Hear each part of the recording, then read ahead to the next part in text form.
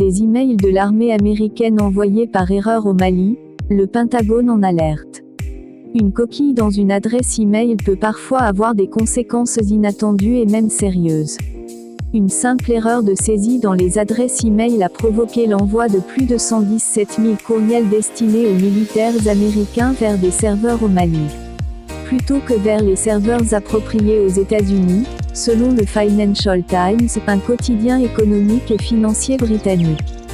Bien que la plupart de ces messages ne soient pas classifiés, certains contiennent des données sensibles, ce qui suscite l'inquiétude au sein du Pentagone.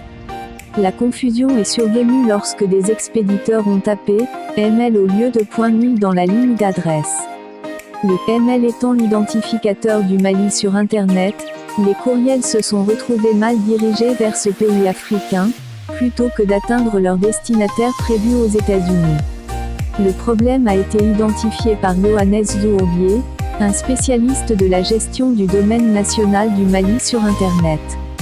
Depuis janvier, il a remarqué l'arrivée massive d'emails qui auraient dû être destinés aux militaires américains, mais qui ont atterri par erreur au Mali. La plupart de ces courriels sont constitués de spam pourriels, sans importance. Cependant, certains contiennent des informations confidentielles et sensibles relatives au personnel militaire américain en service, ainsi qu'à leurs sous-traitants et à leurs familles. Parmi les informations compromettantes découvertes dans ces emails mal dirigés, on trouve des radiographies, des données médicales, des informations sur des documents d'identité, des rapports d'inspection navale, mais également des listes d'équipage de navires, des cartes d'installation, des listes de personnel dans les bases, des photos de base, des contrats et même des plaintes pénales contre le personnel. Cette situation est prise très au sérieux par les autorités américaines, car elle représente un risque réel pour la sécurité nationale. Ces données sensibles pourraient, en effet, être exploitées par des adversaires des États-Unis. Yohannes Zourbier a alerté les autorités américaines sur ce problème et a mis en évidence les risques que cela pose.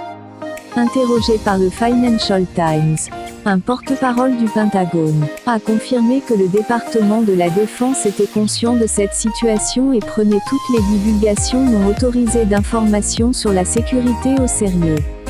Pour contrer ce problème, les courriels envoyés directement du domaine .mil aux adresses maliennes sont bloqués avant de quitter le domaine .mil, et l'expéditeur est averti qu'il doit valider les adresses e-mail des destinataires prévus.